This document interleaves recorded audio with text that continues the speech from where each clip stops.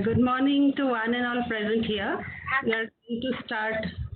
We are going to start the webinar on professional ethics, and it is a collaborative effort of Mechanical Engineering Department, Assam Engineering College, and Mechanical Engineering Department, Jorhat Engineering College, and Vivekananda Civil Service Academy, Guwahati. Today is 5th November. Actually, this is a very important day for Assam and the Assamese people. Today is the death anniversary of Bharat Ratna Dr. Bhupen Hazarika, who is the soul of Assam, Assamese people, and Assamese culture. I pay tribute on behalf of all of us to the departed soul and to the great artist. Now, on behalf of all the three coordinators, myself, Dr. Manjuri Hazarika, from Mechanical Engineering Department AEC, Dr. Diganta Hati-Borua from Mechanical Engineering Department JEC, and Mr. Jyotis Arugam from Mechanical Engineering Department AEC. Welcome our esteemed guests, resource person, faculties, and all the students to this webinar. So actually, even if we are arranging or organizing this webinar on this new normal way on the online platform, we still long for our offline classes and events. But again, if we see on a positive note, we could not have accommodated around 400, 500 participants if we had arranged it on an offline mode. So there is a positive side to it. Now coming to the topic, I feel very proud to say that both the Mechanical Engineering departments, Assam Engineering College and Jorhat Engineering College, are NBA accredited. That is National Board of Accreditation. Both the departments are NBA accredited. That means mechanical engineering program we offer from both the colleges meets the quality standard of the profession for which it prepares the graduate students. Moreover, our degree is also globally recognized. All the graduating engineers who pass out from these colleges, they are expected to have certain graduate attributes, or it's also called the program outcomes, or POs, and NBA has finalized 12 such graduate attributes. There are several 12 like engineering knowledge, then problem solving, analyzing capability, etc., etc. Program outcome number 8 is ethics, which is very important for the passing out students to have ethical ideas. And graduating engineers should know how to apply ethical principles in their professional life. So that's our motto behind today's webinar, to instill some professional ethics into the budding engineers. First, I'd like to request Professor Porimal Bokul Borua sir, Head of the Department, Mechanical Engineering, Jorhat Engineering College, to say a few encouraging words to the participants. Thank you, Manjuri. Good morning to you all. First, I would like to thank Dr. Ravan Kakuti, Dr. Manjuri Hazarika, and Dr. Diganta Hati-Borua for organizing this webinar for the benefit of our students, especially first-time students who are new to the engineering professional course. I welcome you all to this webinar on professional ethics and express my sincere gratitude to the esteemed resource person, Dr. S.K.Jha, who has agreed to share his resources, knowledge on the subject with us in academic interest. As Manjuri has referred about the graduate attributes, I think our students, they are a little bit aware about these graduate attributes. 12 graduate attributes are there. And may I say a few lines to the students on this very important topic. Thank you. Anyway, I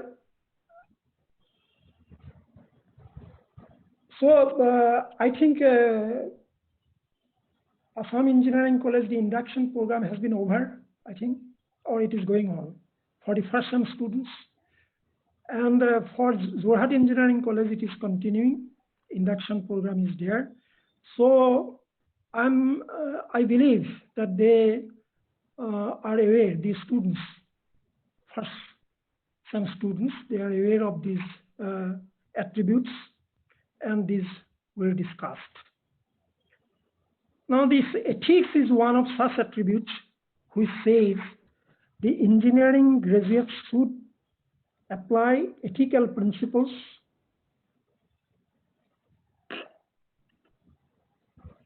and commit to professional ethics and responsibilities and norms of engineering practice. As such, engineering ethics is the field of the system of moral principles that apply to the practice of engineering. The field examines and sets the obligations by engineers to society, to their clients, and to the profession. I'm sure Dr. Jha will elaborate on the subject. I'm simply inclined to communicate the basis of ethics to my students. So you are aware, I think, you are aware of the universal core human values. These universal core human values are at the foundations of such ethics. These are universal because all religions, all cultures, all the societies around the world advocate these values for societal growth and development of humankind in all aspects. As to be professionals, you should of your own link professional ethics with your core human values. From the day you have started communicating via language, you have been taught of moral values in your home, in school, and in every step of life by your parents, teachers, and seniors. You in the course develop your morals, which are formed out of these values. These morals are the actual system of beliefs that emerge out of a person's core values. Finally, we have ethics. Ethics are the vehicle to our morals. They are our morals in action. Ethics enact the system we have developed in our moral code. The line between morals and ethics is so fine, it is easy to miss. Even Encyclopedia Britannica considers morals and ethics to be interchangeable terms. However, I am confident when Dr. Jha starts speaking on professional ethics with a special focus on engineering ethics, the line between morals and ethics will be visible to you. You may consider morals as the rule book and the ethics as the motivator that leads to the proper or sound judgment. Sound judgment is rooted in strong values and aided upon by our ethics. Finally, I expect you not to become amoral or immoral, but an ethical one, so that you can judge the right from wrong and choose the right one. Amoral is one.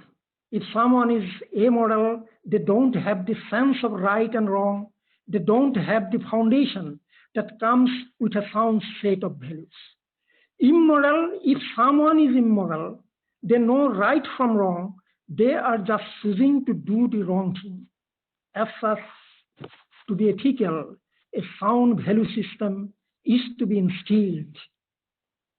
The vehicle of ethics will move in proper direction, in proper way, and you will emerge as a true professional.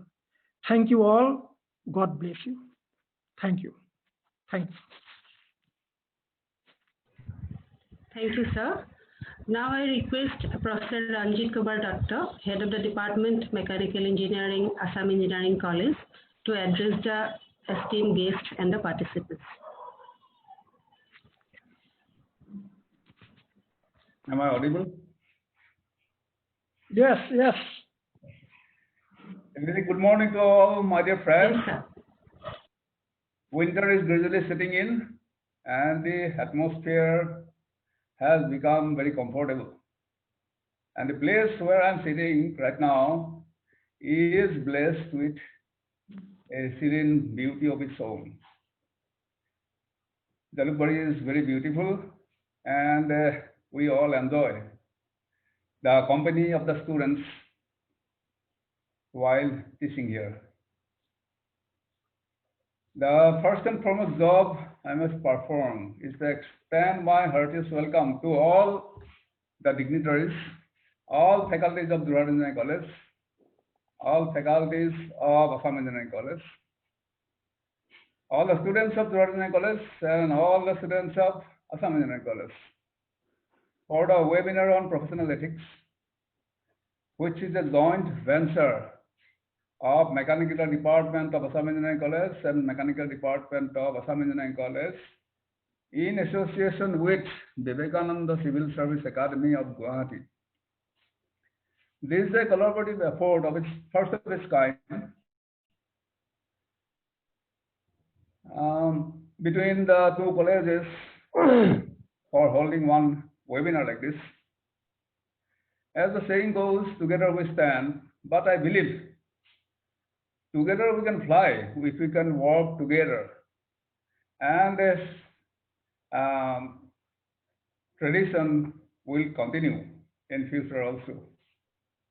I thank the organizers, particularly the faculties, Dr. Plavan Kakoti, Dr. Manjuri Hajarika, Diganta Hatiburua, Jyotish Angshuman,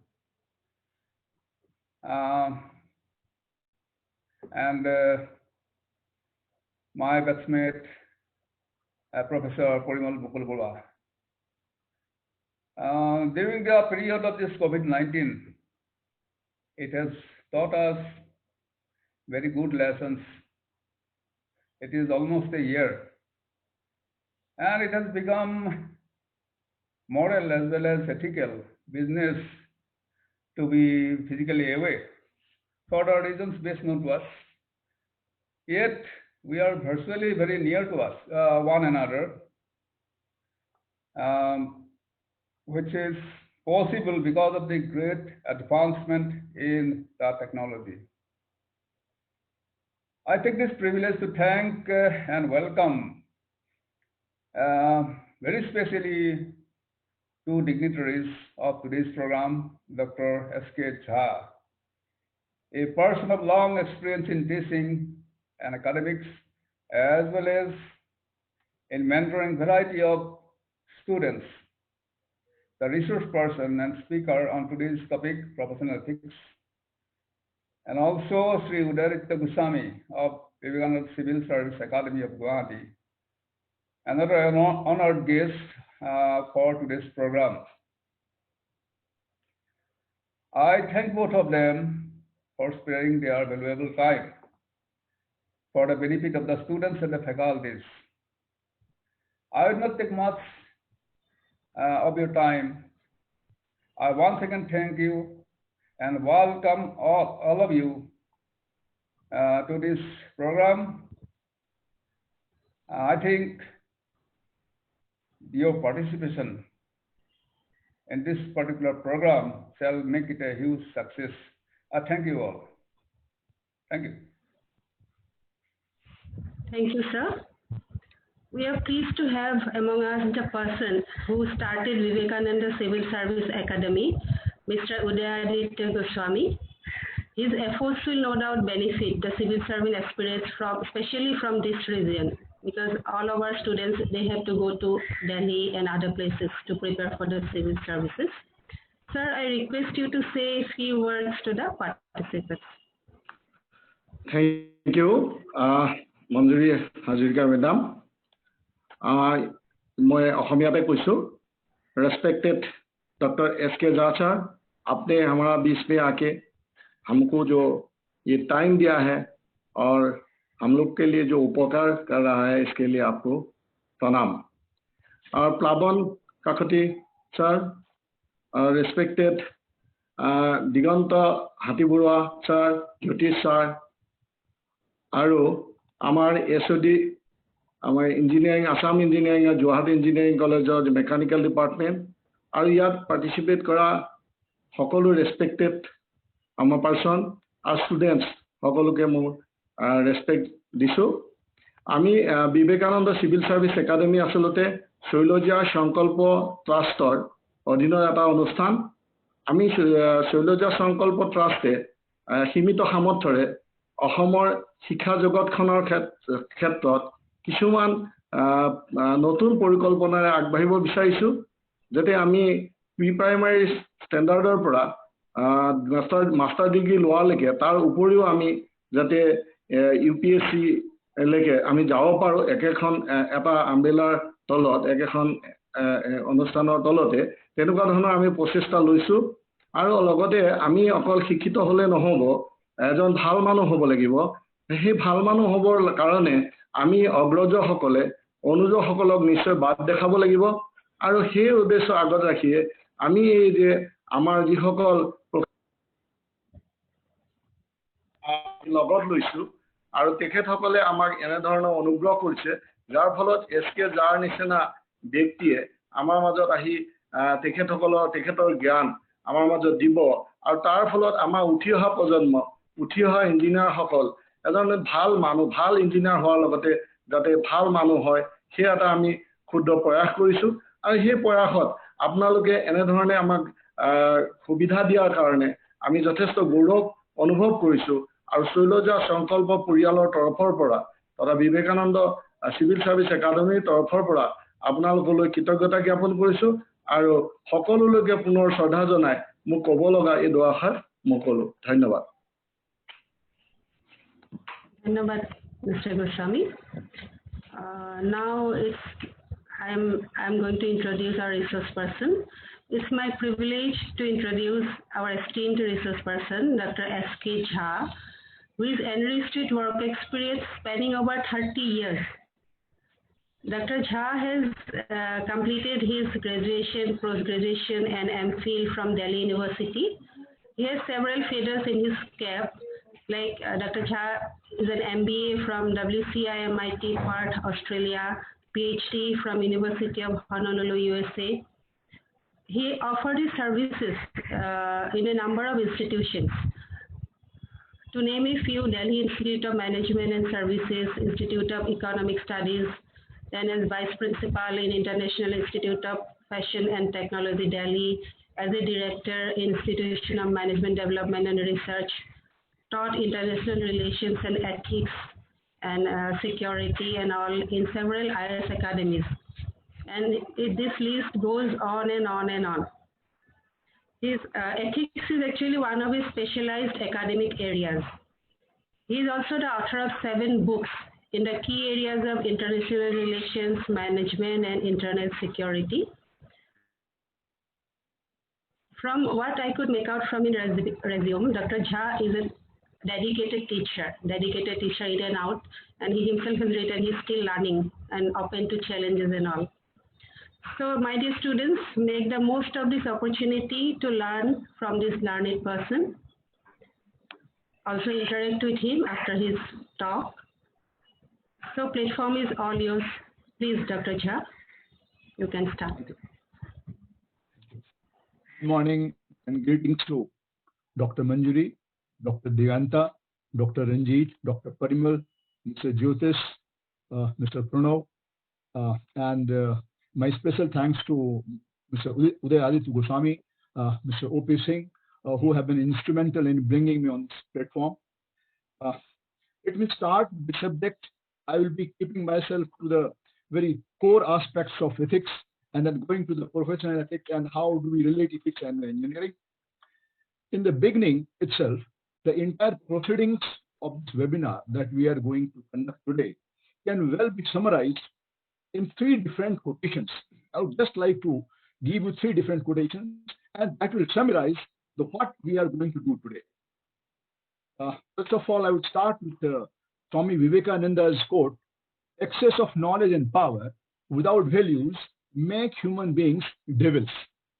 I repeat, excess of knowledge and power without values make human beings devils. The second is from Albert Einstein. He says, "Try not to be a man of success. Try not to be a man of success, rather try to be men of values. Okay. And the third one, Porter Stewart, ethics is about knowing the difference between what you have a right to do and what is the right thing to do. Ethics is all about knowing the difference between what you have a right to do and what is the right thing to do. So all the three quotations which I have referred can just summarize what we are going to do today so far as the professional ethics is concerned. It starts with the fact that the best lessons of professional ethics have been learned during this ongoing pandemic COVID-19, when we see that millions of medical staff all over the world, whether they are the doctors, nurses, medical staff, paramedical staff, ambulance drivers, and a host of others, without bothering about the safety of their own life, they have tried to ensure, they have tried to save the life of the millions of the people who are suffering from or who have suffered from the COVID-19. Our own country, India, has agreed to supply hydrochloroquine, what we call the HCQ, to a large number of countries, including our rival, our enemy country, Pakistan, to save the life of the millions of the people, millions of the patients all over the world. This is what the ethics is, and this is what the professional ethics is. When a doctor, when a nurse is not bothered about his or her own life, and puts all effort to save the life of the patients during the pandemic 19. I mean, there can be nothing better lesson than this so far as professional ethics is concerned. Ethics and ethical behavior have become so important today for every profession, not only for engineering, not only for the medicals, for every profession. It has become so important that it has led to the emergence of professional ethics as an independent discipline in the contemporary world. In today's world of consumerism, the consumer is the king. Every profession requires adherence to the basic core ideas or norms of professional ethics. Let me start with a very simple example from our day-to-day life. Suppose whether you are living in a Jorhat, or you are living in Guwahati, or you are living in Delhi, or you are living in Kanpur, wherever you are maybe living. Suppose there are 3 stores in your nearby areas: store A, store B, store C. You always prefer, you have visited all the 3 stores, but you always prefer to buy your stuff from store B. Now, why do you prefer to buy your stuff from store B? Now you will be, if I ask you this question, you will give me the reasons. You say that the store owner is very decent, he is well behaved, despite being very busy, he always maintains a very pleasant attitude, always keeps his inventory full. Anytime you go, whatever stuff you want, it will be available. Maintains the quality of the product, offers a product at a very reasonable price, keeps the low profit margin, and because of the low profit margin and a high turnover, he gets a good business, never hesitates to replace the product in case of any complaint, and also offers door delivery of the product in case of emergency. Now you will give me these reasons. That is why instead of going to the store A or store C, you are going to store B. Now, this is what. See, you are not even sure whether the store owner, whether he is having any qualification in the MBA, like MBA or not. You are not sure. Without bothering about whether he is an MBA professional or not, you can easily say that he is a person who is maintaining professional ethics. He is the professional. He is a thorough professional and maintains a very high ethical behavior. In a layman's language, this is what the professional ethics is. In a layman's language, this is what the professional ethics is.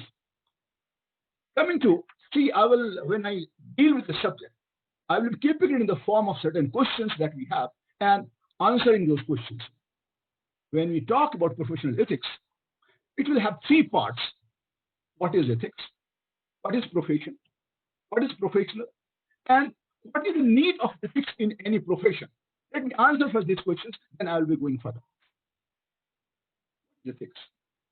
To keep it simple, ethics is nothing but a moral code of conduct that determines what we should be doing or what should not be doing based on the parameters of goodness or badness. If something is good, if it is good, you will be doing it. If in your eyes it is not good, you will not be doing it. Now, the question that comes up is who decides what is good, what is bad?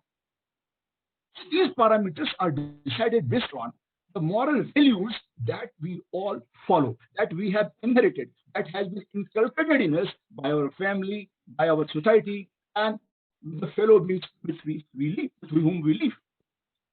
Let me give you an example. Suppose you are driving a car or you are driving a vehicle on a highway. All of a sudden, you come across with a situation when you see that somebody has met with an accident and he's bleeding, is badly bleeding. Now, the choice before you is what you should be doing at that point of time. Because it comes to your mind that you are in a hurry to go to the railway station. You are going to the railway station to receive your parents who are coming to see you after, say, long 5 years. And there is not much enough time left for you. So, on the one hand, you find, and this is a conflict, on the one hand, you find a person is bleeding badly on the road. And on the other hand, you have to go to the station to receive your parents. The person who is bleeding on the road, you don't even know him. He's unknown to you. Now, now the conflict comes to your mind. Now, what should you be doing? And as a human being, you decide that my first priority is to save the life of a person who's dying on the road, to take him to the hospital, to provide him the medical assistance so that his life would be saved. This is what and you decide that, okay, if my parents are there, even if they have to wait at the platform for 2 hours, never mind. The person who is going to die on the road, if I don't help him, if I don't help him, if I do not take him to the station, if I do not take him to the hospital, then he is going to die. And you will never be able to forgive yourself because of the fact that because of your unhelpful attitude, unhealthy, unethical attitude, this person died on the road. And next day, when you read in the newspaper, you get a shock of your life. It comes to your mind that had I provided him the help, we could have saved that. This is what the professional ethics is. So you decide that you will, instead of going to the station, you decide that you will put him on your vehicle, you put him on your car, and you will take him to the hospital, and you will save his life. This is what the ethics is. This is what the ethics is. In a very simple language. So we can learn ethics by our day-to-day experience of life. So ethics is all about social and moral values that help us in deciding what to do or what not to do in a situation, in any given situation. So when you have a conflict between your personal interest and your moral responsibilities toward the society or the well-being, you prefer your moral responsibilities toward the society, and this is what it is. Very simple. Now, coming to the question of what is a profession and who is a true professional? In ordinary man's language, profession is the occupation in which you are involved. It could be any profession in which you have a knowledge, in which you have an expertise. So based on your knowledge, expertise, education, experience, you pick up a particular area in which you would like to work. As people involved in any kind of profession, what we are doing, we're just trying to find out what is a profession and who's a professional. Okay? So the people involved in any kind of profession world over, whether he is a plumber or an electrician or even a refrigeration technician, or a doctor or an engineer or a marketing manager or a retailer or a salesperson, everybody is professional. All of us are professional. Even students are professional because they are managing their studies. Okay, they are managing their education. So everybody, all of us, even a farmer is a professional, because what the farmer knows about farming, we do not know. So all of us are involved in some kind of profession. Therefore, professional ethics is nothing but pertaining to the ethics of the profession. Every profession will have some ethical values, will have some code of conduct. So what is profession? Profession is any activity in which you are involved, and professional ethics is pertaining to the ethics of your profession in which you are involved. In case you are doing a business, it will be called business ethics. In case you are an engineer, it will be called engineering ethics. So in case you are in a medical profession, it will be called a medical ethics. In case you are in marketing, it will be called marketing. So this is what the professional ethics is. Let's take a few examples and let us consider some ethical questions that is involved in different kind of profession. For example, you are a businessman. Now, as a businessman, will you decide to use an inferior quality raw material or components in order to increase your profit without bothering about safety of the consumer? Will you ever do it? This is what the ethical question is related to the ethics of a businessman or business ethics. Let us think about the salesperson. Should a salesperson, while selling the product, in order to get an order, make some promise which he knows that he's never going to fulfill? Will he try to convince a prospective buyer to buy a product which he knows that is a substandard product just to please his boss, just to please his owner of the company? Will he do that? This is the question which comes to, this is the questions pertaining to ethics so far as profession of salesman is concerned. This is the professional ethics so far as the business of selling is concerned or salesperson is concerned. Coming to the question, suppose you are an engineer, okay? You are a civil engineer, or you are a structural engineer, or you are a mechanical engineer, whatever engineer you are. Would you like to use an inferior quality cement or any other raw material which you know that will have a damaging effect on the life of a flyover, and if there is an accident, it could lead to the loss of millions or thousands of lives? Would you ever try to do that? As an engineer, would you allow to use inferior quality cement or any kind of raw material that you know that will have a damaging effect on the flyover? And this too, you are doing just for a pecuniary financial gain, for a little financial gain. Would you like to do that? This is a question which comes to your mind so far as when you are working as an engineer. Now, I'm a teacher, so what is my ethics? My profession requires that I keep myself continuously, repeatedly updated on the core areas of my teaching based on the research, based on the current research and the development. When I'm coming to the class, I'm well prepared so far as my lesson is concerned, my area is concerned. I treat my students, I treat all my students. I do not make any differentiation between my students. I treat all my students equally. When I teach, my teaching standard should be such that even the weakest student of the class is able to understand my language, is able to understand what I'm trying to convey. That is what my ethics is. So this means every profession, whether you are a businessman, whether you are a salesperson, whether you are an engineer, whether you are a teacher. So every profession has some ethics, and we all must adhere to it in order to earn a good reputation for our profession, and also set up a benchmark for our fellow professionals to emulate them, to follow them. So, and if we are not doing, we are doing injustice to our profession. So why are we professional? We are professional because we want to set up a benchmark. We want to set a benchmark for our fellow professionals who would be following them, all right, and earning a good reputation for our profession. That is what the profession is. The question that comes up, another question, and I will try to answer that. Why professional ethics and why ethical values are so important?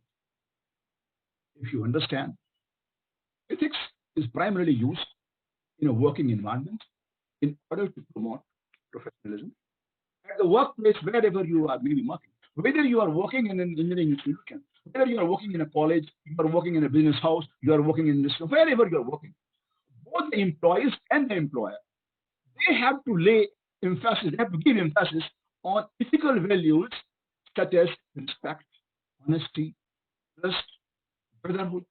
Unless and until we do that, we will not be able to grow in whatever profession we are. What is the consequence? Suppose, for example, when the management, when the authorities do not uphold ethical practices, any business venture where the management and authorities, where the workers, where the employee and the employers and the employee, they do not adhere to the ethics, they do not adhere to the professional ethics, that business venture is bound to fail. When a workplace promotes ethics, then a remarkable sense of self-worth and trust is enhanced, gets boosted up. Okay.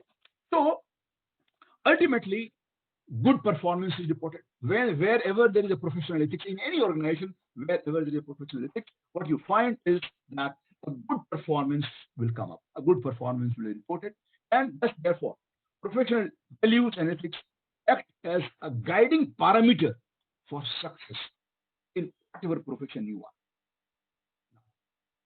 Coming to the question of what are the sources of professional ethics? Now, I would talk about three core professional sources. From where do we get the sources of professional ethics? First point, when I talk about sources of professional ethics, is your professional or the governing body to which you belong. See, every profession has a professional body or a governing body. See, chartered accountants, they have their governing body. Doctors, they have the governing body. Engineers, they have the governing. So every professional has a professional or the governing body, and that professional or governing body is the first source of professional ethics. Okay, ethics and values pertaining to a profession are decided by a professional body or the governing body. The ethics advanced by such bodies, okay, lays out the procedures that the professional members of that body have to follow, and any misconduct runs the risk of concerned member losing the membership of that body. If you are doing anything unprofessional, ideally you should be deprived of the membership of that body. You do not have any right to become a member of that, to remain a member of that body. So professional or the governing body will be the first source. Professional governing body means any profession which you belong. That is the first source of your professional ethics. Second source of ethics is professional ethics would be code of ethics and guiding values decided by your company wherever you are working. You are working in an engineering college, you are working in a business house, you are working in an industrial house, wherever you are working in a store. So wherever you are working, so there will be a code of ethics and the guiding values decided by the company, by the organization where you are working. So first source I said of professional ethics would be the professional body of which you are a member, or the profession in which you are involved. They have a body, and that is the first source of ethics. Second is the code of ethics decided by the organization in which you work. The third is the basic moral values that has been nurtured in us during our normal upbringing in life. So three core sources of professional ethics. One, decided by the professional body. Second, the company where you work, they have their own code of ethics. And third is the moral values that we have, that has been inculcated in us during our upbringing in life, during our interaction with the society and the family. So these are the three core sources of professional ethics. You have to understand the point that professional ethics is directly related to your successful career. So in order to be successful in profession, it is necessary that the employees and the employer both uphold the well-defined principles of professional ethics. And when a professional makes an ethical decision, he is likely to have a very successful professional career. Coming to the question of what are the benefits of professional ethics? Why should we be following professional ethics? How are we benefited if we follow the core areas of professional ethics? How are we going to be benefited? Now, I'll give you 7 core points that why should you be, or what are the benefits of professional ethics. Upholding professional ethics and values will have several benefits for you. For example, you are a doctor, and the professional ethics of the doctor helps him in winning the trust of the people, winning the trust of the patients, and also helps him in increasing his practice. Similarly, if you are an engineer and if you are following the engineering ethics, so that will give you a lot of benefits. That will earn you a reputation in your industry, and apart from advancing your career in that particular field. So 7 reasons, what are 7 facts why professional ethics are beneficial for us. Okay. first important point is professional ethics assists us in building a positive public image of any career. If you are in engineering profession, and think why have you ever thought that after doing +2, what are the options for the people in this country? See, either people would be thinking to go for engineering or they would be thinking to go for the medicals. Why engineering and medical is so popular a profession? Or why people would be thinking to go for the civil services? Why people think about that? See, why there are certain professions, why people hanker after that? Why everybody is keen to become a doctor or an engineer or a civil servant? Why people are keen to become that? Why people are keen to become a banker? Why they want to become a bank officer? Why do they want that?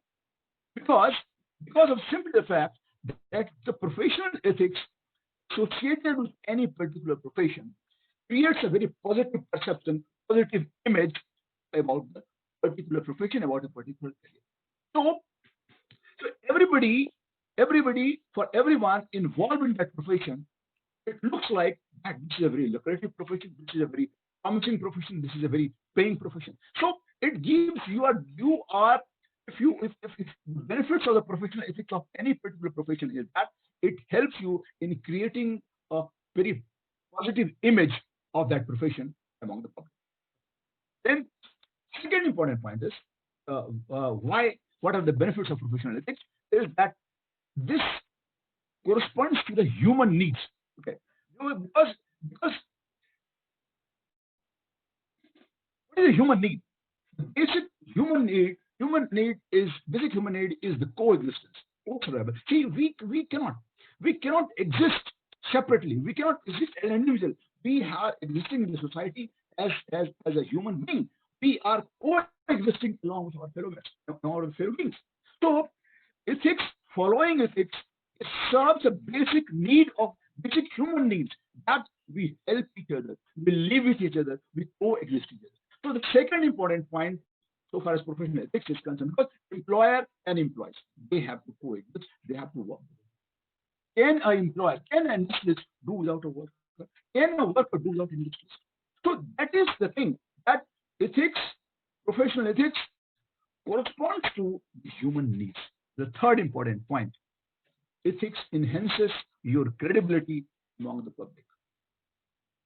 Example, you have bought a refrigerator from company. Now, I will not be using any brand in the company. It worked successfully without any complaint. They have given you 1 year warranty. It works for 3 years without any complaint. Next time, you want to buy another electronic product. You want to buy color TV. Now, which company would you prefer?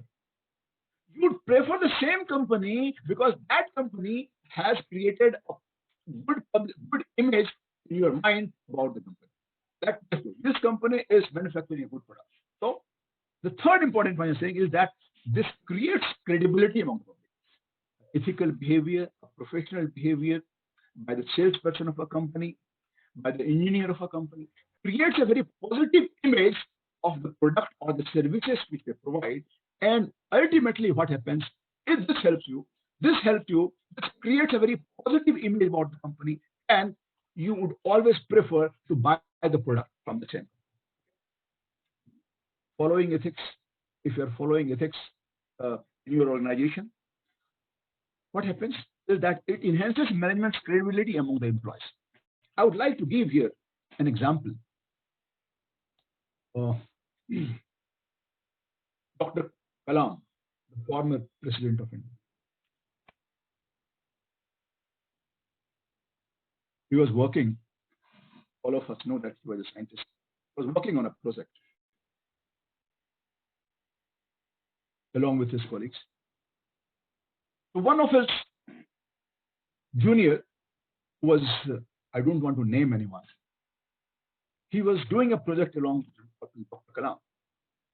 And one day, he came to Dr. Kalam, Abul Kalam, and said, "Sir, I want half-day leave because I have to take my children to the zoo. So kindly allow me in the second half to leave the office so that I can take my children to the zoo." what happened is that the person was so engrossed in the work when Dr. Kalam was there in the office, Abdul Kalam was there in the office, and he saw the person is engrossed in the work, and he didn't even remember that he has to leave office by 1:30, and he has to take his children. Even though he had asked Dr. Abdul Kalam that, sir, kindly allow me to leave at 2 o'clock. He said nothing to this man because the man was deeply engrossed in the work. Dr. Abdul Kalam himself went to his house, took his children to the zoo, and brought them back and brought them back to home after getting them the visit of the zoo. This is what the professional ethics is. This is what creates an image. I was talking about image. This creates a good image of the employer or of the company among people. What Dr. Abdul Kalam did, since he saw that the man is deeply engrossed in work, he thought not to disturb him. Otherwise, what he would have done? He could have told him, you go and take your children to the zoo. You have forgotten that. But no. He left him doing the work. And without informing him, he took his children. This is what creates, if you are following this kind of ethics in any particular profession, this creates a very good perception among the employees so far as the employer is concerned. So this enhances, that's the point I'm saying, it enhances management's credibility among the employer, management's credibility among the employees. Okay, now, fifth important point. We are talking about the benefits of ethics. The fifth important point is it helps in better decision making. An ethical attitude of the management helps in making the decision in the interest of the public, in the interest of the employee, and in the interest of the company. See, it is never true that by abdicating the ethical attitude or ethical behavior, you could grow your business. It's never ever possible. So an ethical attitude of management helps in making a decision in the interest of the public, in the interest of the employees, and in the interest of the company. Okay. Sixth point. Ethics is going to add up to your company's profit wherever you may be working. Ethics and profit go together. The company that gives more emphasis on ethical values will always be successful in the long run. This is a proven fact. It can be proved by citing so many cases. Okay. And the last point, why professional ethics, for the benefit of professional ethics. Ethics can protect society. What ethics can do, not even a law of the country can do, so far as protection is concerned. For example, an ethical oriented management can prevent the pollution, can prevent the pollution, and can do a lot for the health of the workers and the people without even being mandated by the law. So if you are following professional ethics in your organization, okay, you are doing a lot for the society. You are doing a lot for the society. You are doing a lot for your employees. You are doing a lot. So ethics can play an important role. What the law cannot do, ethics can do. If you are adhering to the norms of ecological balance. See, law, we have so many laws so far as pollution control is concerned. But is it helping? It's not helping. Why? Because we are not adhering to them. If you adhere to the professional ethics, if you adhere to the norms of ethics in your business or in your profession, that can protect society. That can create a healthy society. Coming to a very core area now. How ethics will be fitting into the engineering now. How ethics can fit into the engineering. In engineering field, see, I'm a non-technical person. If I commit some mistake while making a statement, kindly forgive me. See, I'm going to answer a question: how you will be fitting ethics into the engineering? How they correlate with each other? Engineering has two important things in engineering, as I understand. One is the product, and second is the process. So there are two parameters: product parameter and the process parameter. Okay. As an engineer, you are building products, you are creating products like cell phone, home appliances, heart valves. You are constructing bridges, you are constructing highways, you are in automobile engineering, you are manufacturing cars. So in general, they create an advanced society by innovating new technology. By innovation through the research and development, engineers play an important role in building up a very advanced society. The kind of infrastructure that you have in this country today, hats off for all the engineers in this country. The kind of infrastructure that we have today in our country, hats off for all our engineers. So engineers build products. Now coming to the process, they develop a process. Such process, you convert salt water into fresh drinking water, or through a recycling process. You are recycling the plastics, you are recycling the bottles. So this process change how we live and what we can accomplish. How we live and what we can accomplish. So two things, by creating a product and by developing a process. So these two parameters, you are contributing a lot to society. That is a link between what we call the ethics and engineering. Now, the product and the process, they have a very good consequence. They have a good consequence for the society. Now, suppose, for example, the bridge that you have constructed doesn't have the adequate support. What will happen? It will fall. And let us take another example. You are an automobile engineer involved in manufacturing of a car. So if the car gas tank is kept or positioned too close to the bumper, if the gas tank of the car, this is a car which is running on the gas, all right, CNG. So what you have done as an engineer, what you have designed, the way you have designed, what you have done, you have placed the what you call you have placed the gas tank very near to the bumper. Now what is going to happen? In case of any little bit of pressure, that bump on the bumper, it is going to explode. And if it explodes, that is going to cause a major accident. So this is what is the responsibility of an engineer. So any kind of slackness, any kind of complacency while designing a product could be the factor. Okay. Again, you are manufacturing some medical instruments, and if medical instrument that you have manufactured is not accurate, so what will happen? An improper dose of medicine, an improper dose of medication would be given to the patient. Why? Because the medical instrument was not proper. It was not giving you the correct picture, not getting the picture. What is going to happen? Suppose, for example, a patient is having a high blood pressure, and there is something wrong in the manufacturing of the BP machine. And what is going to happen? The person has a high BP and it is showing the low BP. So what will happen? It could be fatal. It could be very fatal for the patient. All right. So again, in the process of, for example, you are involved in the process of gas refinery. All right. Now, what has happened? Suppose if the process of refining gas, in that process, so much toxins are produced, what will going to happen? What is going to happen? This will harm the entire local community, and several cases we have found. All right.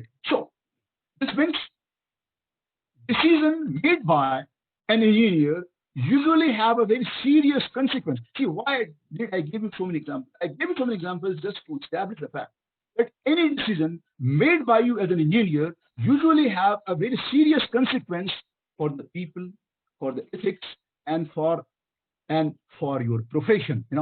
And if you adhere to those ethical norms, if you adhere to the professional norms, that will help you in a good decision making. Give you another example. See, on 11th March 2011, precisely on 11th March 2011, there was an earthquake in Japan with a magnitude of 8.9 on the Richter scale. Okay, this happened in a place called Fukushima, where there is a nuclear power plant, and it was so disastrous. It was so disastrous for the people living in the surrounding areas that people in not only Japan but all the world over started thinking about ethics of a nuclear plant. Should we have a nuclear plant? Should we be using nuclear technology even for producing power, generating power or not? No. Should we be doing that? Now people started asking questions. Now let us look into the possibility of the risk to health due to this leakage, what it can do, according to the research. The leakage has happened in case of because of the earthquake in Japan. This involves a major risk to health and safety of the people, not only of the current generations, but also of the future generations. Because there is a leakage of a radioisotope, which is used in nuclear power plants. And there is something called plutonium-239. This is very toxic. Plutonium-239 is very toxic radioisotope. And if it is leaked due to the earthquake, if plutonium-239 isotope, it is very toxic radioisotope, and if it is leaked due to the earthquake, it would cause a health risk for roughly 8,000 generations. If this toxic is released, it can cause a health risk, according to the research, for next 8,000 generations. Now you can understand how much responsibility as an engineer you are going to have. See, coming to the social responsibility factor, the main connection between ethics and engineering comes from the impact of engineered products and the process. I told you two things: product and the process. What is going to the impact of this product on the health of the people, on the society, and what is going to be the impact of the process that you have carved out? Engineers have to think about designing, about building, and marketing for the products for the benefit of the society. Don't look into it only from your profit motive point of view or from the point of view of the company for which you are working. Okay? Social responsibility requires taking into considerations the needs of the society. And so long as you are not able to do that, you are not a professional. You are not a professional. Okay. Now, question that comes is, why should engineers be following the professional code of ethics? Why as an engineer, you should be following a professional code of ethics? I will be giving you 4 reasons for that. Why should you be following professional code of ethics? Number 1, the public trust engineers, the public trust can be created by following a code of ethics. You will be winning the trust of the public if you know that you have a code of ethics. So following that code of ethics, you will be winning the public trust. Second important thing, why should you be following professional ethics as an engineer? It's because it helps you in avoiding the legal problems, such as you will get yourself involved because of the wrong designing of the product, because of the mal-designing of the product, because of the wrong process which you have undertaken. You could be even be sued. Even a legal case could be filed against you. So by following a professional code of ethics, you are keeping yourself legally very secured and you are avoiding legal problems. Number 3, professional ethics provides you a clear definition of what public expects, what public has a right to expect from a responsible engineer. See, we are existing in any profession. Why are we existing? We are existing for the public. We are existing for the masses who are either using our product or who are either using our services. We are existing for them. So it gives you if you are following the code of ethics, it gives you a very clear definition of what public has a right to expect from you. And finally, the 4th point, it raises the image of your profession and gets you more finances. Of course, you follow an ethics. foreign ethics and rough, you will find that in your life it would lead to more financial gain. So apart from raising the image of your profession, it also helps you financially. Okay. Now let us take an hypothetical case now. A hypothetical case as an engineer or as a prospective engineer. Let us take a very hypothetical case. Suppose you have been assigned a project, and under that you are supervising the manufacturing of a product. You are the supervisor for that project, and there is a specification that only India-made parts is to be used. No foreign-made parts is to be used in that product. Suppose you are doing that, and you have discovered that one of the subcontractors whom you have outsourced, one of the subcontractors have supplied your project which has a China-made bolt. The understanding is that the parameter was very clear that while manufacturing the product, you won't be using any foreign or imported raw material or the component you will not be using. And ultimately, you find that you are basically assembling it. So what did you find that one of your subcontractors to whom you have outsourced, they have supplied you a component, have supplied you a bolt, which is a China-made bolt or made from India. But they are not noticeable. Nobody will be able to do that. Okay. And that that it would work identically with the Indian-made bolt.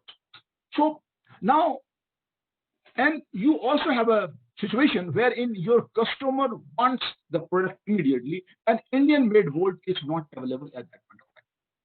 What is the case? What is the hypothetical case? Case is that you are involved in supervising the manufacturing of a product. You are the project in charge, in which you have been specifically told, and this is the guideline from the buyer, that you won't be using any foreign-made component. What you have discovered is one of your subcontractors whom you have outsourced the project, he has supplied you a bolt which is a China-made bolt, even though it is not noticeable. But this goes against your ethical code of conduct. It goes against that, whether to use it or not, even though it may not be noticeable.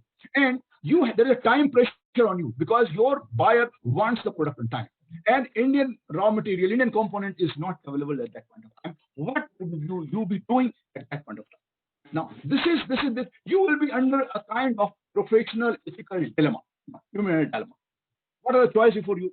Choice A, you say keep everything secret. You say nothing and deliver the product with the foreign-made or China-made bolts because customer won't notice it. So you are thinking, let us give it. Okay. That is a normal attitude which is wrong. Option B, you tell the customer about the problem and let him decide what he wants to decide. If he says that I will not accept the product, that let it go by that. Go by him. So leave, because consumer is the king. We are living in the world of consumers. Now he has to take the path.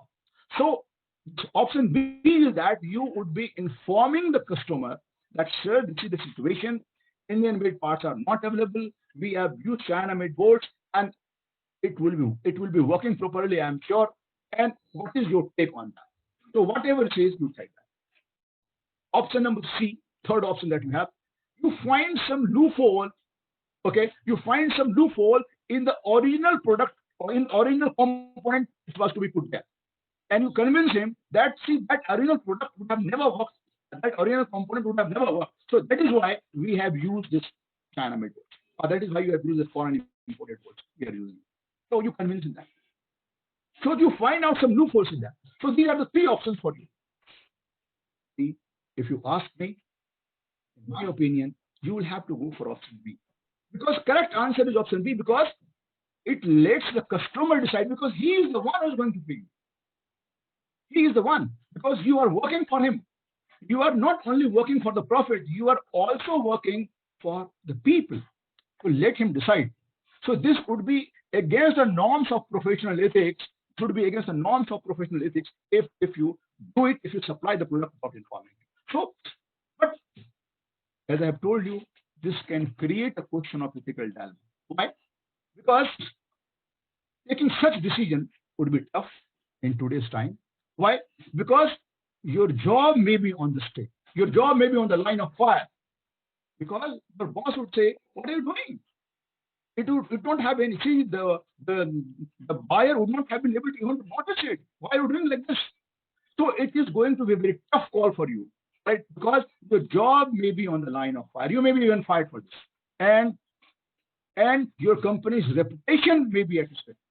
All right. So, but if you are following a norms of professional code of ethics, you should be adhering to that. Now, let me finally come to the question of what is the code of ethics for an engineer. Let me give you some examples. Now, all of you are in this profession, uh, you are studying engineering, or you are already an engineer, you are in this profession. Probably you know much more than me about this. But anyway, let me give some examples of code of ethics for the engineers. As we all understand, I told you that it's a very learned profession. It's a very important and learned profession. As members of these professions, engineers are expected to exhibit the highest standard of morality, highest standard of ethics, and highest standard of integrity they have to exhibit. So, accordingly, the services provided by engineer requires honesty, impartiality, fairness, and you must be dedicated to the profession. You must be dedicated to the cause of public health. You must be dedicated to the cause of safety, and you must be dedicated to the cause of social welfare, public welfare. As an engineer, you must perform under a standard of professional behavior which have been codified by your professional body, and which requires strict adherence to the highest principles of ethical conduct. Because you have a responsibility to create a benchmark for your profession that you have to do. Okay. Now let me give you some examples of engineering ethics. You would be giving priority to the safety norm, health norm, and welfare of the public. You would be performing services only in the area of your competence. You would be giving services, only in the area of competence. If you are a mechanical engineer, so you would be confining yourself to that area. If you are a power engineer, you will be confining yourself to that area. Even though you may be doing other job as well, but your code of ethics says that you would be giving your services only in the area of your competence. Okay? You would be acting responsibly, ethically, and lawfully so as to enhance and honor of your profession, honor for your reputation. Okay? As an engineer, you will give importance, as I have already told you, safety norms, health norms, and welfare of the public norms. If as an engineer, your judgment is overruled sometimes. Somebody is trying to overrule your judgment, and you know that you have taken a correct decision. If an engineer's judgment is overruled, this can endanger the life of the people. This can endanger the life of the property. So you need to notify it to your employer. In case you understand that your boss is trying to overrule your decision, which you know is the wider public interest, or in the wider interest of your organization, you have to notify it. You have to inform it. You have to inform it to your employer. This is your duty. This is your ethics. Okay. And as an engineer, you will be approving only those products, only those processes, only those engineering documents, okay, which are in conformity with the applicable standard. You would not be approving any document which is not up to the standard, not up to the code of ethics that you follow. Okay. Again, as an engineer, you are not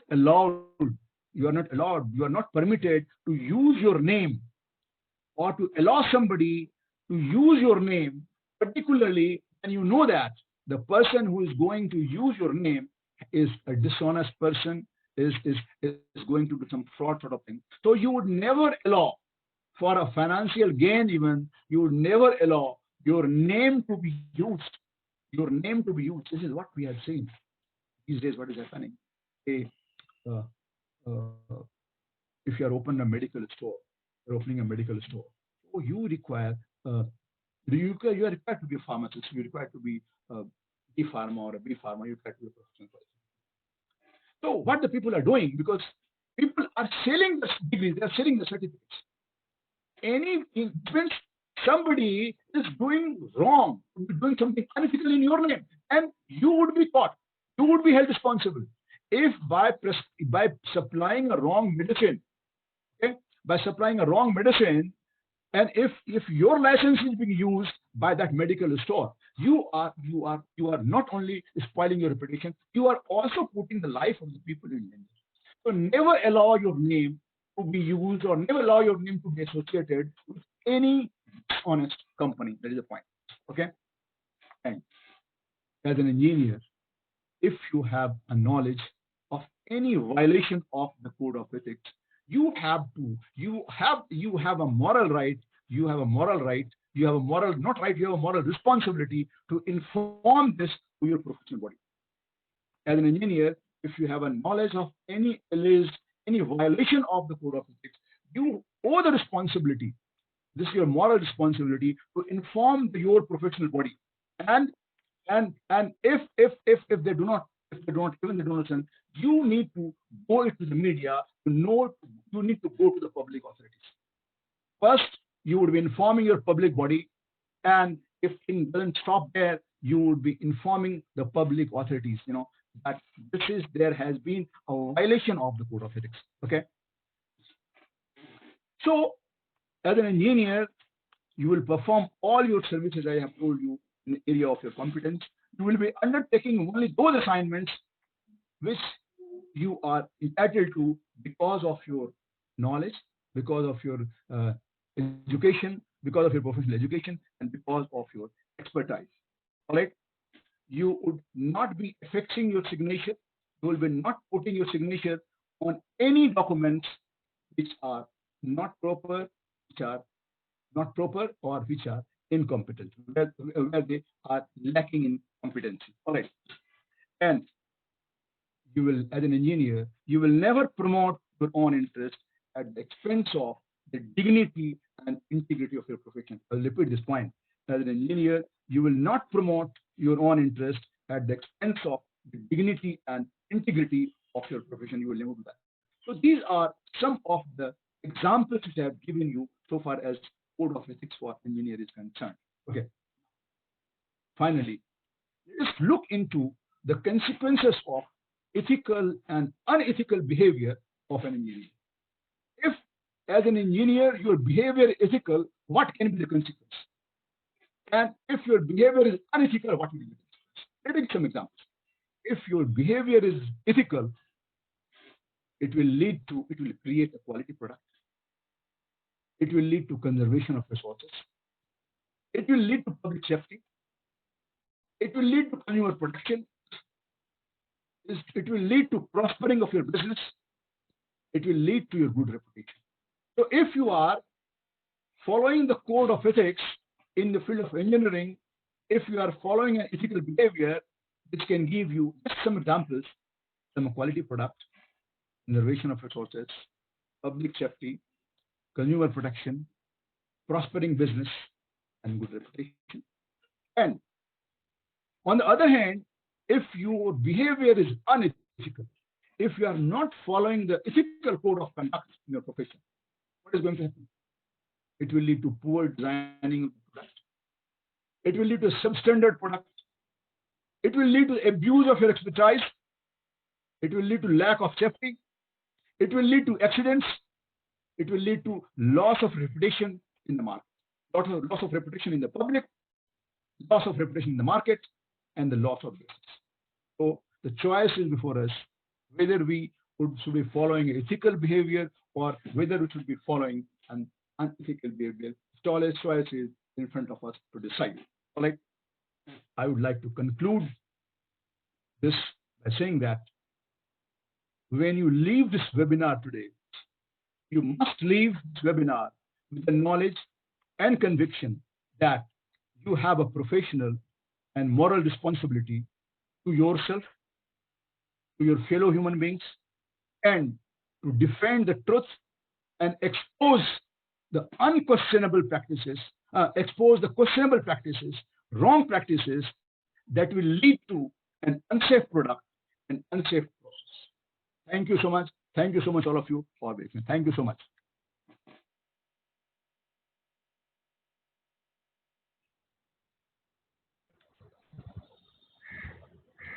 Thank you, sir, for such a valuable talk. It's really interesting as you have cited lots of relevant and practical examples. I would say it's not only informative for our students, but it's very informative for us teachers too, faculties too. Thank you once again, sir. So now the house is open for discussion and question and answers session. Yes. So I ask all the participants, especially the students from both the colleges JEC and AC, to please interact with sir and clear your doubts if you have something to ask. This is an interactive session, so please come forward.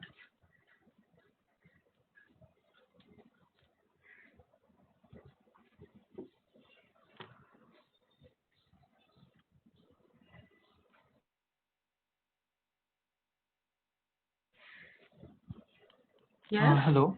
Students. Hello. Yes, yes. Am I audible? Such an interesting. Yeah. Okay. Sorry, ma'am. Ma'am, continue, ma'am. Sorry. Ma'am, I just had a question. No, yeah, I just wanted that only. You continue. You are audible. Okay, ma'am. Thank you, ma'am. Good morning to everyone present here. My name is Shashank Laskar from 7th Sem Mechanical AC. I had this question to Jha sir. Sir, in this discussion, sir, about ethics and engineering in today's webinar, sir, related to this, I would like to, sir, draw your attention to a major disaster which was actually happening in our own state of Assam, and I'm referring to the Bagjan incident, sir. There was not only, sir, destruction of sensitive surrounding, like the ecology surrounding the gas blowout site, but also it also, sir, led to the deaths of a few firemen, I think, and also a very young engineer. And that engineer, that guy happened to be a pass out from JEC, if I'm not wrong, sir, Jorhat Engineering College. So, after his death, his family, sir, in a letter to Oil India Limited, Oil, his family issued a letter demanding oil to be transparent about his death, because oil was hiding. It seemed like he was hiding. The company was hiding a lot of things from the family. For example, some of the things were like, why did they send such a young, inexperienced person to deal with a disaster, like to the forefront, when it's experienced persons, they demanded not to be sent there. So why was such a young, inexperienced guy sent there? And if he was sent there, were there any supervisors? And if there were, why isn't oil disclosing their names? And all those kind of questions, sir. So my question is, sir, I just want to know your opinion about all this, not only about his death and the lapses in ethics and lapses in all kinds of things, to be honest, surrounding his death, and not only his death and the fireman's death, but also the lapses that must have been going on in the organization, which led to this background blow. Because apparently, sir, they didn't even have permission from the environmental agencies and all that. So, sir, I just wanted to know your opinions and comments, sir, if any. You have raised a very good question, particularly pertaining to some specific area in Assam. When we talk about professional ethics, I've told you that everybody is a professional. Even a politician is a professional. Politician is a professional. Now, if there was a connivance, suppose, for example, environment clearance was given to the project, okay, whereas it should not have been given. Environmental clearance was given to the project by not adhering to the environmental norms, so the wrong is done. Or if within the factory they are not adhering to the security norms, leading to, this is what we are talking about, this can lead to, could be very fatal not only for the employees, it could be also fatal for the people living in the surroundings. But the point is, we can only control such situation, we can only avoid such incidents only when everybody related with the issue is adhering to the professional norms. One organization, one company adhering to the norms, and other company, other organization not adhering to it. Environmental clearance, who gave, why it was given, though it was not necessary for him to be given clearance, under what pressure he gave the clearance, was the involvement of some bureaucrat, was the involvement of politicians. So all these questions need to be answered. Any mistake, any complacency on the part of anyone involved, because see, when you are putting up a project, see, it is not only the particular business that is involved. See, there's so many licenses are required, so many clearances are required. Everybody is involved in that. So many people, so many institutions are involved. So there is a need for professional ethics for on the part of everyone. If some politician was doing a favor, was giving a favor to that project, doing a favor to that project, because might be because of his, maybe because of his financial involvement or the financial interest of that politician, you know. So this means everybody, say one mistake, one wrong, one unethical decision on part of a single person would be fatal for everyone. So the professional simply, if simply the factory where you are working, if you are following the professional code of ethics, it doesn't help. See, everybody related with that has to adhere to that. Without that, it would not be possible. Dear students, I'd request you to keep your questions short and to the point. Be specific.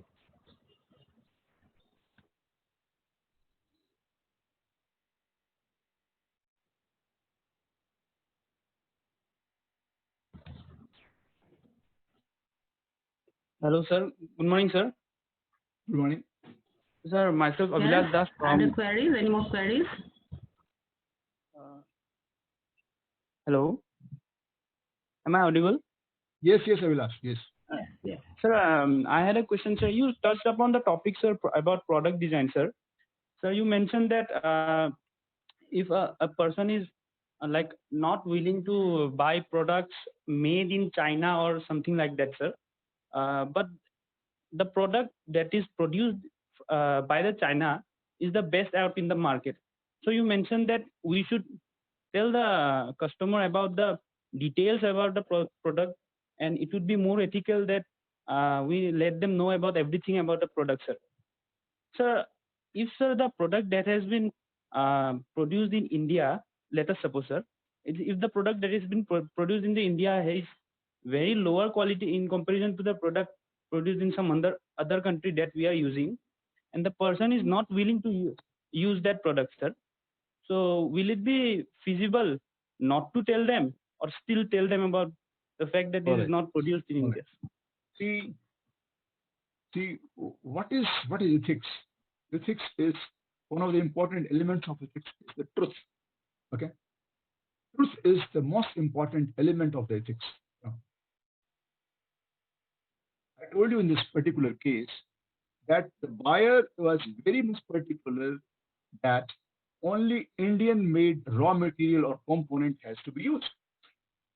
That is final. The question doesn't arise whether now, and you have accepted this now.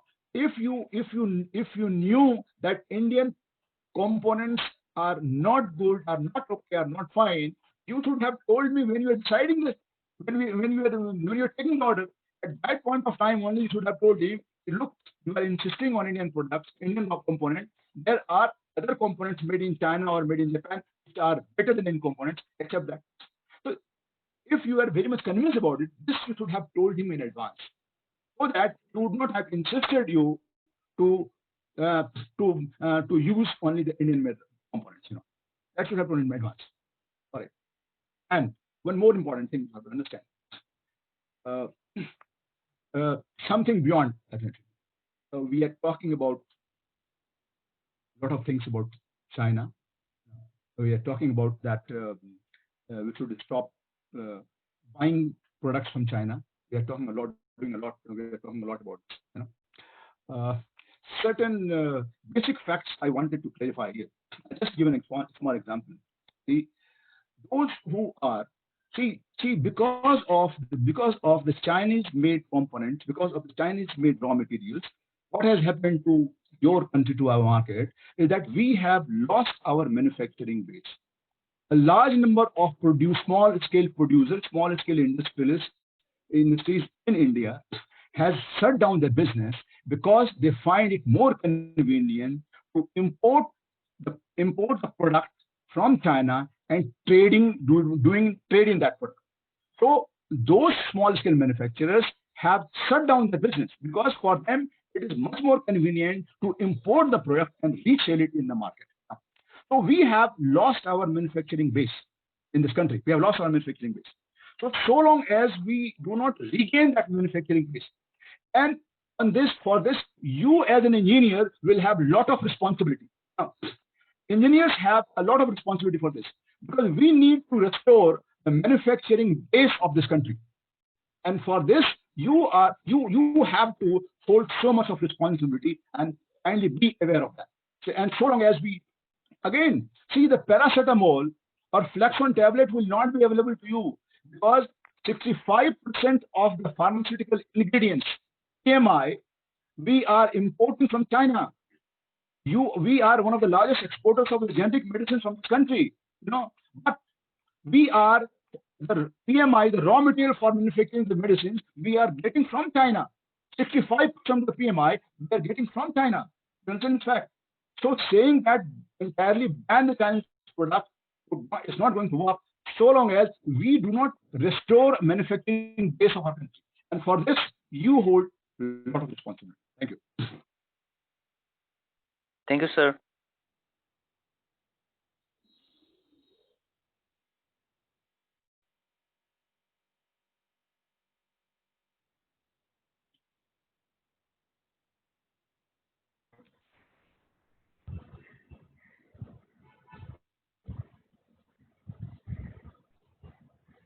Other students, please come forward. Good morning to everyone. Ma'am, I'm Nimesh Niman Parashar from JC, third sem mechanical. Sir, I have a question for sir. Is that sir, throughout this speech, sir has emphasized that how much it is essential to abide to our professional ethics, which is an indispensable part of our profession. But sir, it seems that it is somewhat contradictory to what reality is. So sir, my question is that sometimes is it okay to compromise the professional ethics for a greater good of humanity? Because sir, what we have seen is that in Northeast has always been made the scapegoat of all these things. Because recently Coal India has done something illegitimate in the Hind Patkai, and they have cited reason that it is necessary for the country, for India's power generation. So sir, is it sometimes okay to compromise the professional ethics for a greater good of humanity, as many of the PSUs they suggest these things? Thank you, sir.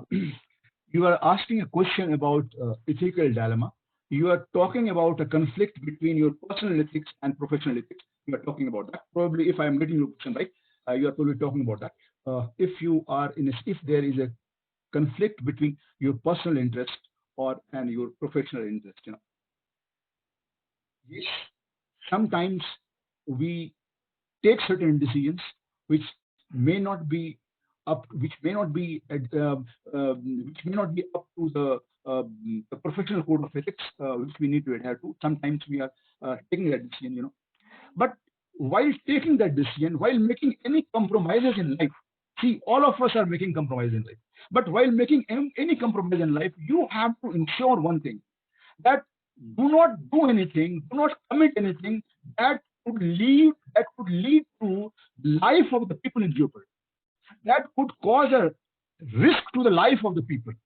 Never do that, even if it gives you a little bit financial gain. So for your personal interest, never put the life of the people in danger. Never do that. That is the ultimate thing. So you will have so many cases in your life where there will be conflict between your personal ethics and the professional ethics. And if you have asked me this question, let me let me cite a case. I know a person who was posted as, after qualifying civil services, he was posted as the district magistrate in his own district where he belonged. So there used to be a temple. Used to be a temple in that in his area, and he was a very God-fearing person, very religious person. So during his student lifetime, every day he would be going to that temple. So he was closely associated with that temple. When he joined as a district magistrate, he was informed by his commissioner, his boss, that this temple is on a government land and that has to be demolished. Now, you have to demolish that temple and you take the police protection and day after tomorrow, take the police and demolish that temple.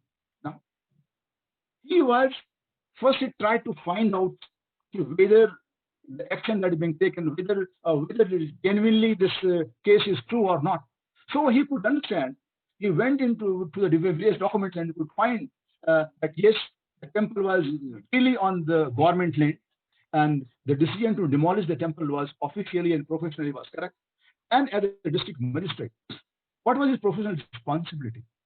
To undertake that job, to ensure that it is demolished because it is on the government land.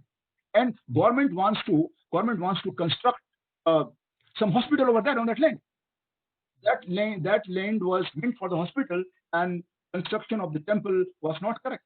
Right now, the question is, it was a conflict between because he was a religious person. So it was a conflict between his personal ethics and the religious ethics. So what would he be doing in that situation? Put yourself in that situation and what you would be doing. He thought that I would be, so many people know me in this area, and I will get the blame of a demolition man. That I am the one who is responsible for demolishing the temple. People become blind when it comes to religion. They do not think that, okay, this temple was in government land. But the point is, you have to understand when you take a decision as a professional, the point that comes to your mind is the fact that having a hospital on that spot land is more important than having a temple. As a professional, you have to decide that. One, it is on the wrong place. So at every government land, if we construct a temple or a mosque, so what is going to happen in this country? How do we allow this? Creating a temple on a government land is itself an unethical decision, immoral decision. You cannot please God by doing something unethical. If you think that you are pleasing God, you are not pleasing God, but it's pleasing God. So as a professional, if you are a district magistrate, what would you do? What would come to your mind is no. If had I been on his place, it's going to my mind, yes, having the hospital there that's more important, which can take care of the health of the people surrounding by, rather than having a temple. So many times in life you will have this kind of situation, and accordingly you will have to decide. Thank you. Thank you, sir.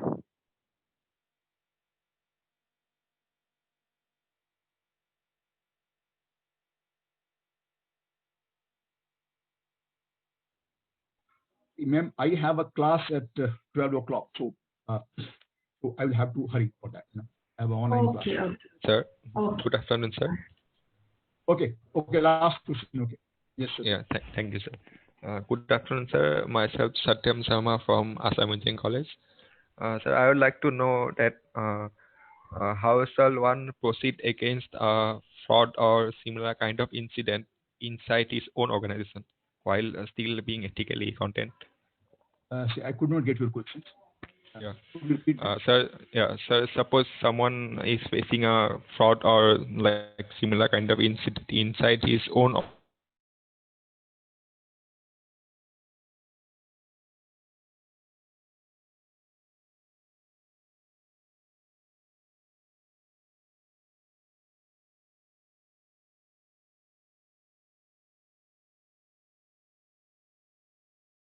norms, you may be a loser. You have to decide what is a broader cause. Which cause is the broader cause? You would be losing by following a code of ethics. There is a possibility that you would be losing a job. You would be fired. You would be fired. The possibility of that. But what is the thing is, what is the bigger cause? You have to choose the bigger cause. Maybe for that you will have to suffer for a certain period of time. We see why we are not having professional ethics, why we are not having ethics, because we are not prepared to suffer. So long as we need to be prepared to suffer for a bigger cause. We need to have to bear some personal suffering for the bigger social cause. And so long as everybody is not doing that, everybody is not following that, we will never have an ethical society. That is the point. So if there is a fraud is going on and you are aware of it, now you need to immediately report it to the higher authorities without thinking of anything, without thinking of the consequence.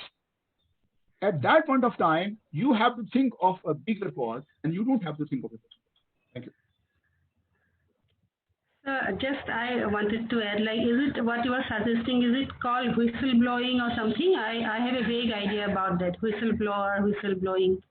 Is it that? Yes, ma'am. Huh? You have? No. You have given the answer to the student. I am asking, is it the part whistleblowing? I have a vague idea about that. Whistleblower. Like, is it that? Yes. See, whistleblower is, the thing is, when we talk about the whistleblower, you become a whistleblower, and people are not prepared to become a whistleblower because they do not get adequate protection from it. See, if you become an informer, for example, if you become a police informer, see, people in this country are not prepared to do a job of a whistleblower, primarily because they do not feel secure. If we are able to give an assurance to the people that if you are a whistleblower, see, we are there to protect you. Alright. So long as assurance is not there, so we will continue to have the problem.